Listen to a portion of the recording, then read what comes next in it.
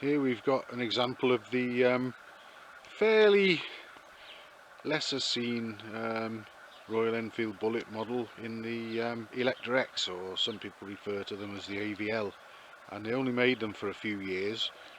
They weren't exactly a roaring success.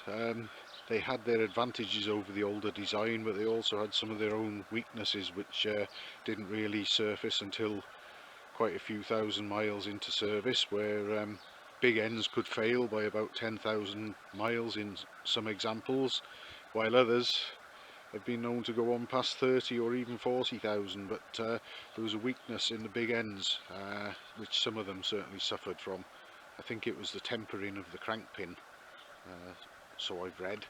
Anyway, this one's here. I've worked on a few of them and tuned them, and you can certainly make them go. There's nothing wrong with the design where the potential for performance is concerned, and this one has already had the Gold Star type silencer fitted and obviously the Amel concentric carburettor, but I'm going to be taking the cylinder head and barrel off, shortening the cylinder barrel, and fitting a set of Redditch pattern S cams, probably with the inlet cam retarded by a tooth.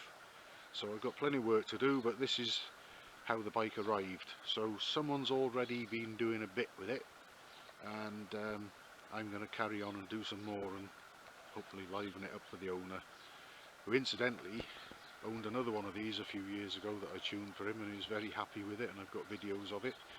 I think, if I remember, it was Asbo 11.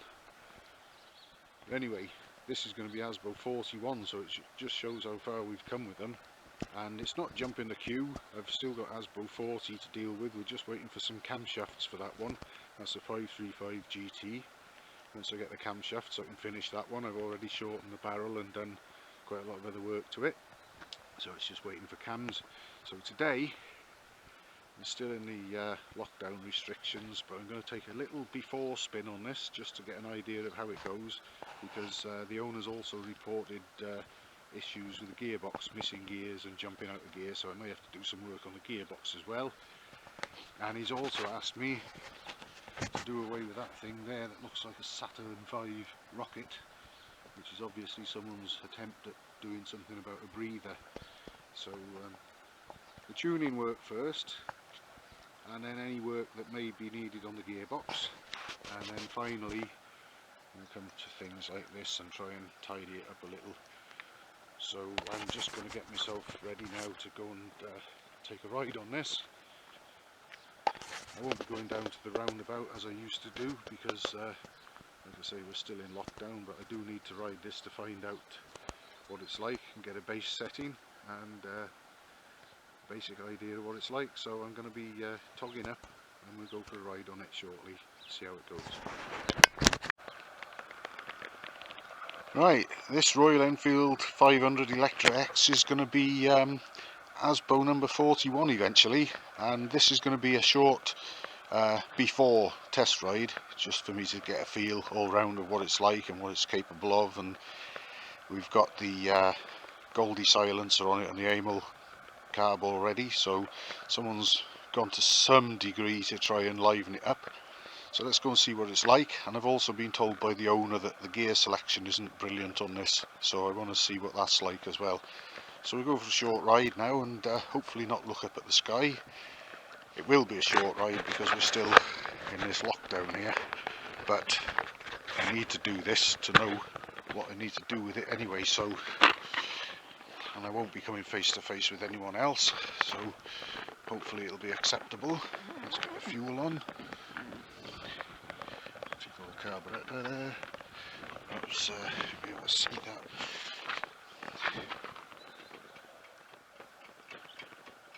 Right, get my helmet on and we'll get going hopefully.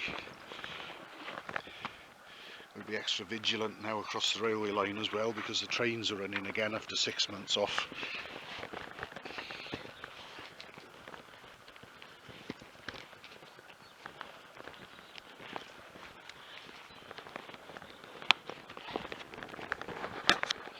Right.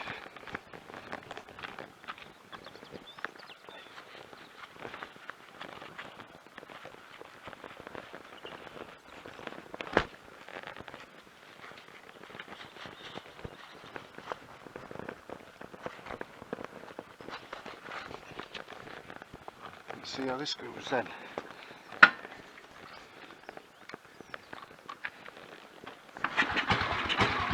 Oh.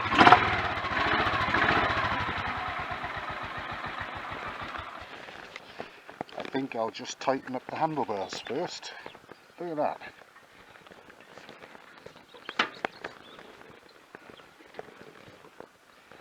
I checked the tyre pressures and the basics, but you don't really expect the handlebars to be loose. So I'll just stop the camera. I can join this bit of film in with some of the others, and I'll just tighten the handlebars up. Right, well, got the handlebars tightened now, so they shouldn't slew around in my hands while I try and ride this thing. You get all sorts of surprises with these bikes that people have fiddled with.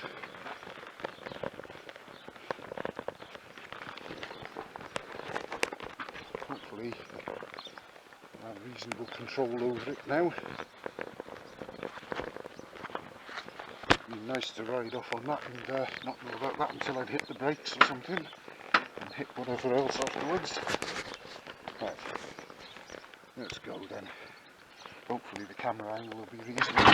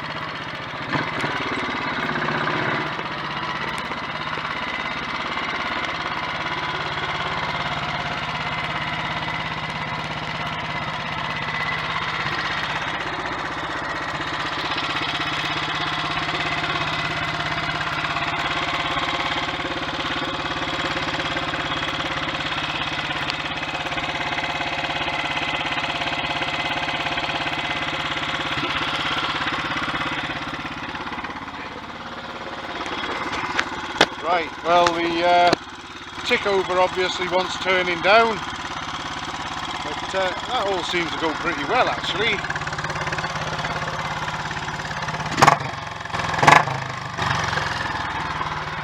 The mileage, quite low.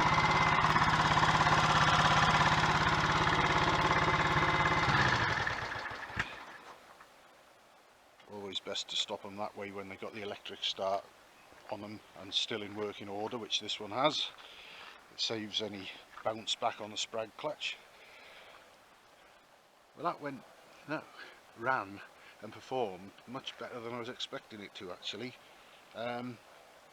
So clearly what's been done to it already has helped it, but I'll speak with the owner. I didn't really find any issues with the gearbox, and we'll probably set about getting the top end of the engine stripped down and get the cylinder barrel in the lathe and shorten it, bump up the compression ratio a bit, and maybe put some S-cams in there if there aren't already a set in it. It certainly wouldn't entirely surprise me if something's been done in the camshaft department as well, but we'll see. We'll go in there and have a look and take it from there. So this is the before video of Asbo 41, or what will become Asbo 41. Here's a Royal Enfield 500 Electra X, and it's in the process of metamorphosising into Asbo number 41, and I thought I'm at a stage where it's a good time to make a quick video about this and discuss some of what I'm doing and what I have done. And already done is I've shortened the cylinder barrel by 2mm height to push up the compression ratio, but also what I've had to do, and I've done these before, I've had to machine the crown of the piston in this manner, where I've taken a couple of millimeters off the edge of the crown, working inwards radially by about 10mm or so. Now the effects and the reasons for that are dual fold. Firstly is when the piston's at top dead centre, it originally came up flush with the top of the liner, and the thickness of the gasket, the head gasket, gave you your squish clearance, because there's flat areas there inside the combustion chamber which meet face to face with the crown of the piston. So I wanted to reinstate that, so that's why I've machined this here. But also the reason that I didn't machine right across and make it flat again is that I also wanted to increase the compression ratio, and what I've got there actually increases the compression ratio from the original 8.5 to 1 to around 9.2 to 1. So the purpose is there, as I've said, a dual fold. So I've got a nice squish area reinstated, and I've increased the compression ratio by shortening the barrel and modifying the piston crown like that. So that's all done and ready to go. And I've also, these engines and some of the others as well, the older ones, British ones, or at least some of them that I've seen, that drilling there, that this stud that fastens the tappet cover on screws into, on some engines that hole goes right through into the crankcase, but on this type it doesn't. So what I've done is I've put a drill, slightly smaller diameter of course than this thread, so I didn't damage the thread there. I put a drill through and drilled through into the crankcase. Obviously I had the mouth of the crankcase stuffed with rags, and I was very careful to make sure no swarf got anywhere that it shouldn't have done. I stuffed small bits of rag in here as well to block off and protect this lot. So I did it. If you're careful you can do it and without stripping the engine. Just take precautions to make sure the swarf doesn't go anywhere. But I've drilled right through that into the crankcase, and the reason behind that is so that should I wish to,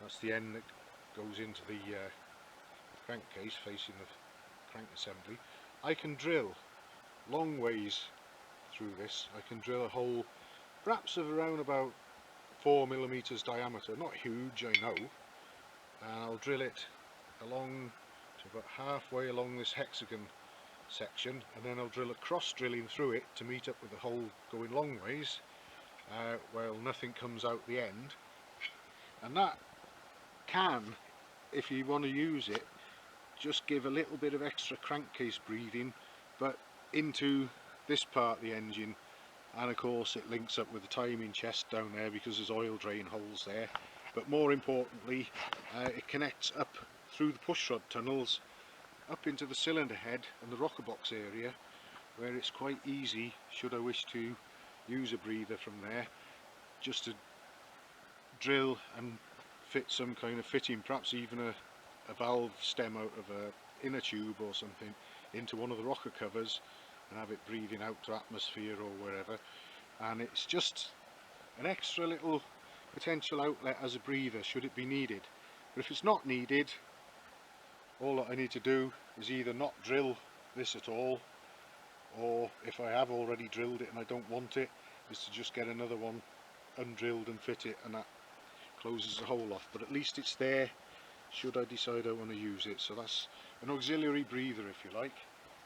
Now the next thing I'm going to do, I've already got the exhaust valve out the cylinder head, and I don't know how clearly this can be seen, but the valve seats on these things often sort of protrude into the combustion chamber by quite a way,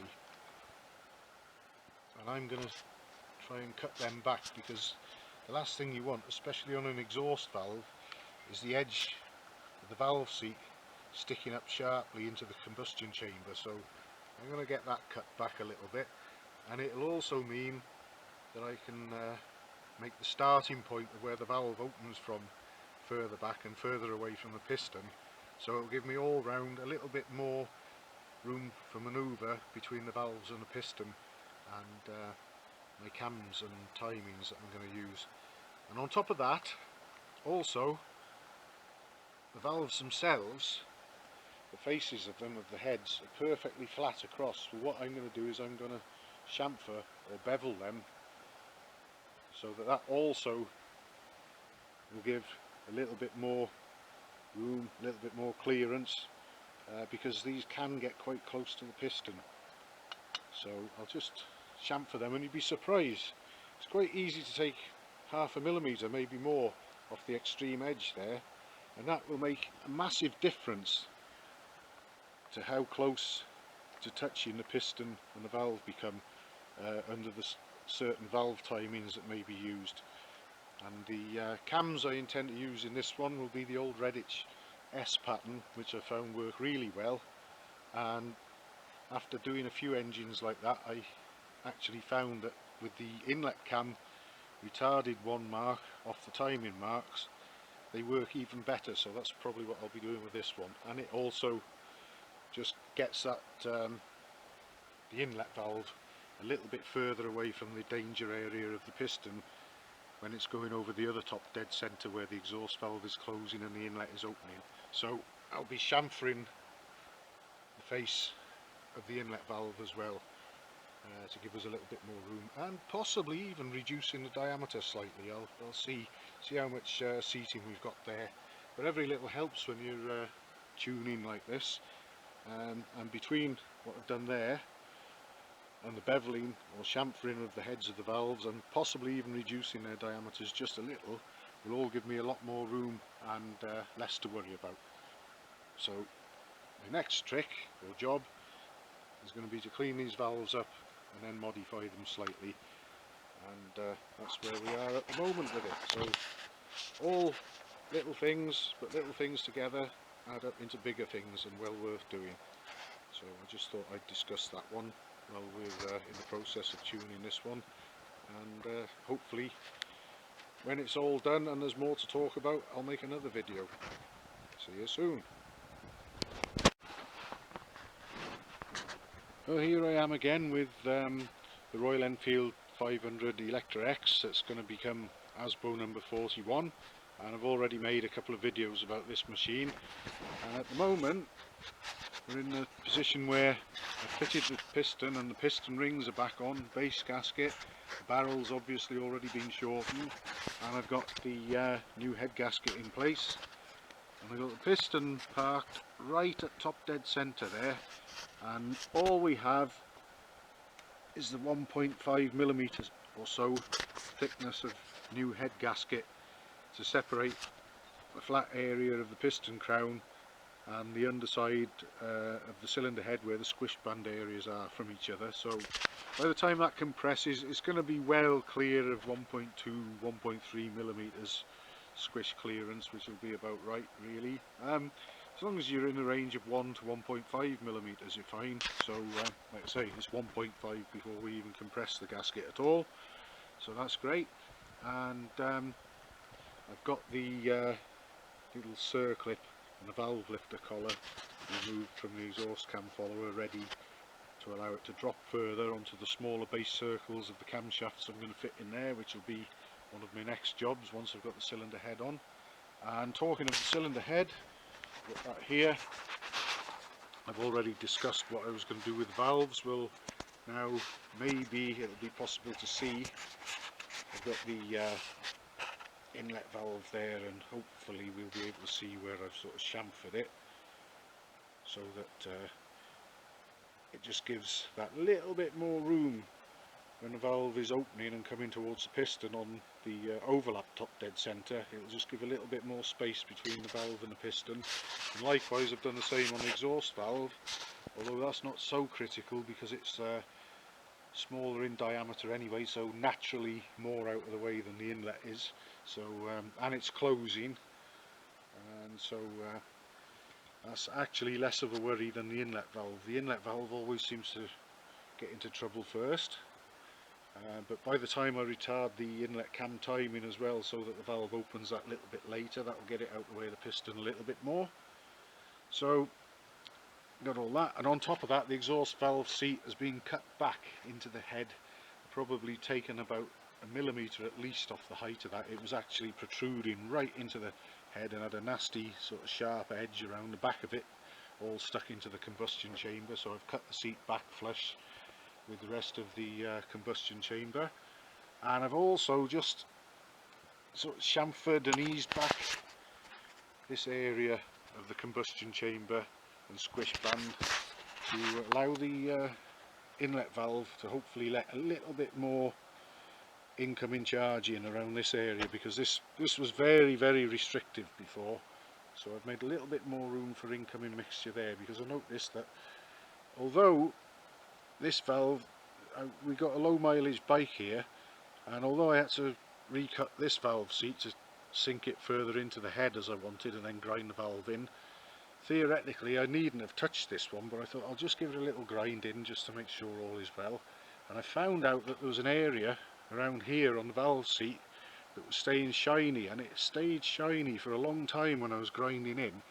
And I believe that maybe because that's the best area for the incoming charge to come through, and very little happens or happened around here, that the incoming charge, the mixture of air and liquid fuel coming in, has actually worn away that area of the valve seat a little bit compared to this area. And I spent nearly a couple of hours grinding that valve into that seat to get a good seating all the way around again, and there was no burning or anything. I think it was just worn away by incoming mixture. So hopefully that might equalise out what happens to the incoming charge and maybe balance things out better, as well as generally help the breathing of the engine and boost the performance. The cylinder head itself, the inlet port is big enough, I think. And what you've got there in the cylinder head I know to be capable of producing over 33.5 horsepower at the rear wheel and over 100 miles an hour, because the first Electra-X I ever tuned, which was for Hitchcock's incidentally in 2008, did 103 miles an hour and 33.4 at the rear wheel. So and I was asked to leave the head because the kit that they were based on my tuning work had to be on job, having port cylinder heads there. So I know that the as well. What I've done can be seen port on this one as well. So it won't be too long before we'll find out how things go, and I'm hoping that they'll go very well indeed. So my next job is going to be get this cylinder head onto the engine and from then on, well, it's the weekend, so I'll probably leave it there once the head's in position, and I'll carry on with the cams and valve timing and other bits and pieces next week, and probably get it running sometime during the middle of next week, all being well. So we'll have some news then, hopefully.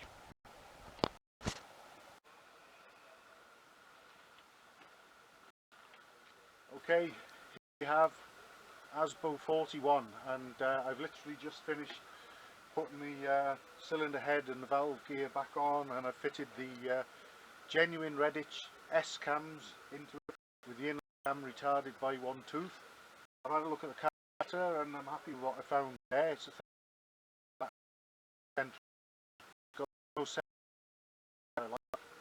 230 main jet, so that's pretty good as a starting point. At least I know it's not going to run weak. So yeah, I'm ready to try and start it up.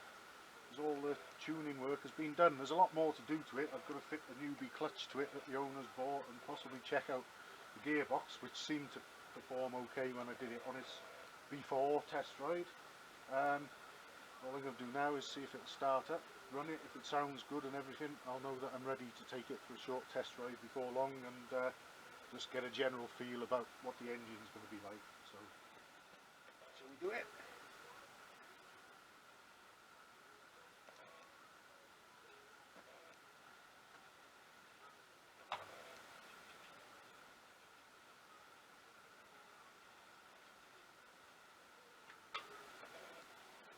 Let's see what happens.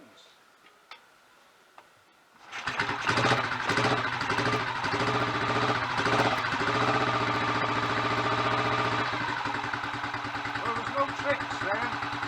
I was surprised as anyone else might be. I haven't started the engine on this since I've stripped, tuned, rebuilt the top end.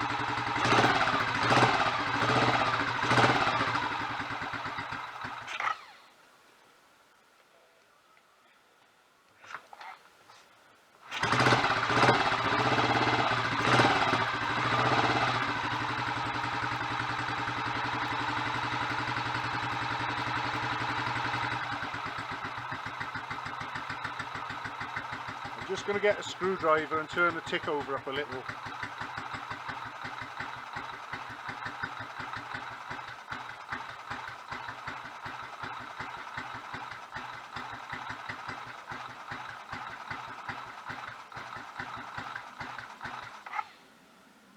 Right, get it ticking over, and then we can have a walk around and a close-up look and listen to the engine.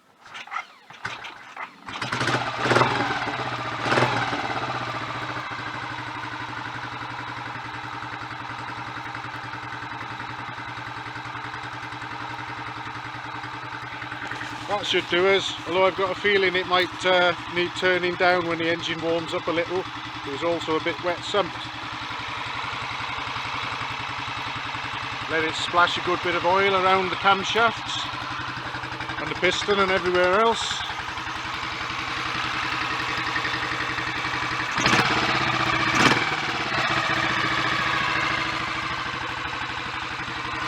Let's just apply the screwdriver.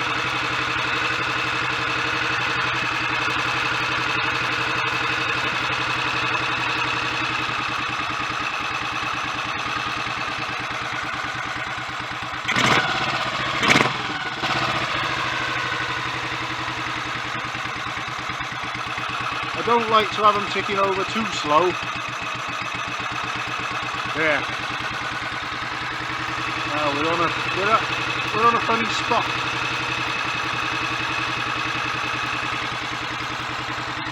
There. See how that goes. I might need to fine adjust the pilot screw.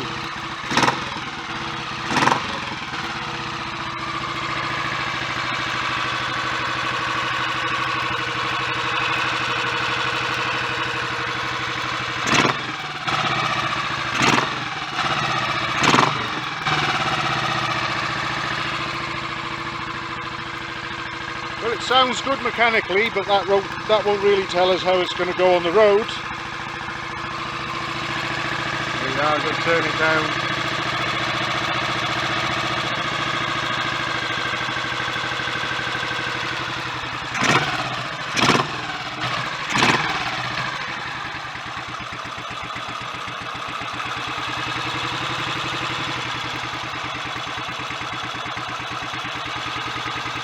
try that.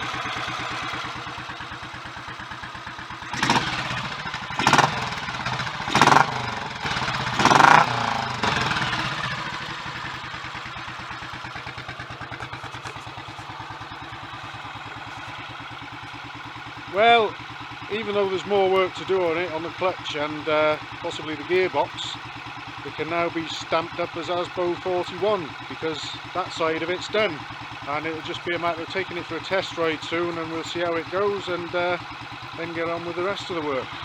I'm happy with how that sounds anyway.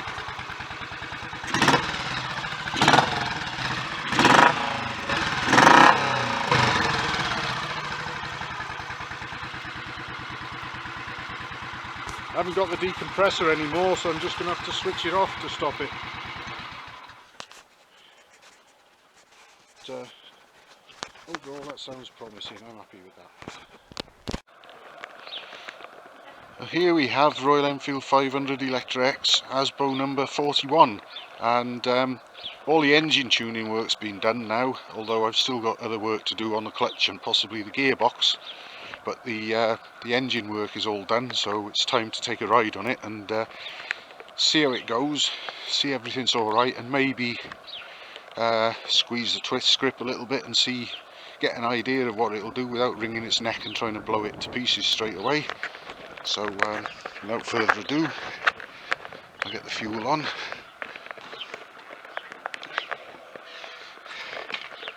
Little carburetor. We're going from a completely cold start today.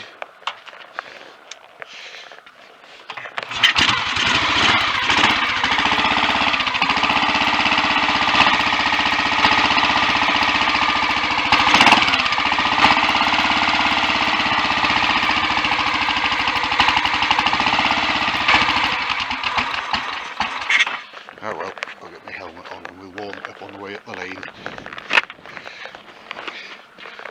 As you could see in my last video, I set it so it would tick over, but it needs to warm up a bit before it will.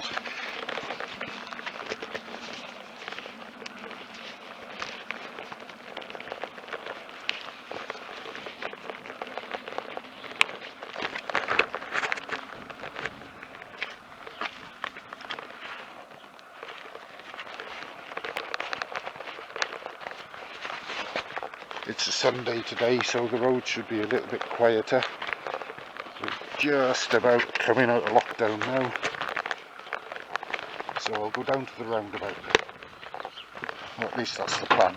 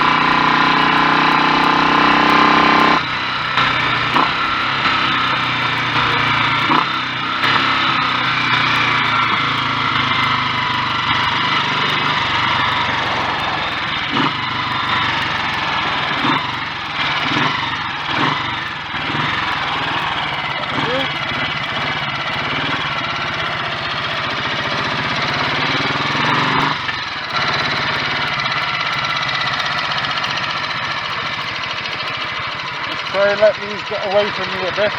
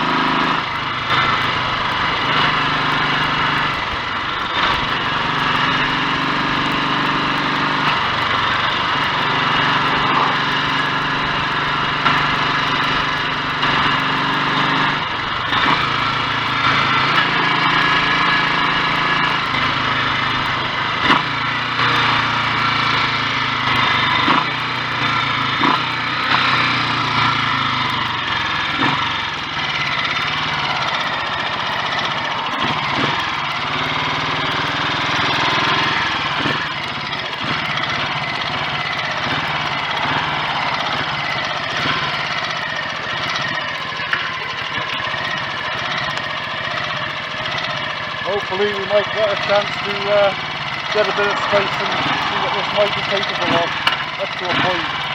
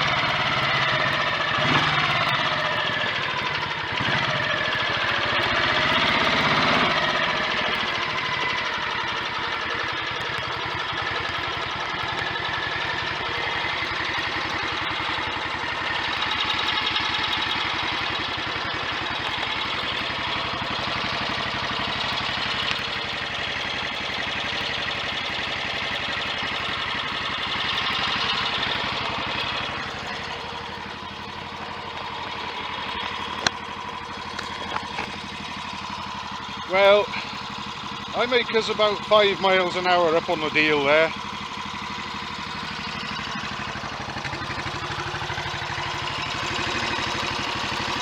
Bit of an oil leak to attend to at that rocker feed banjo, that's not a biggie.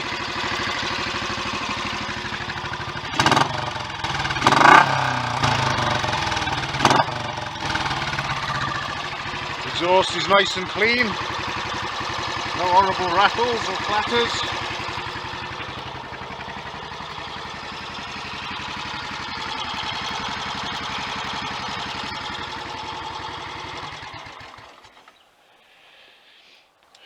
Also notice that when I switch off, there's no spring back against the sprag clutch anymore because the inlet valve is shut in later and there's less bounce back in the engine.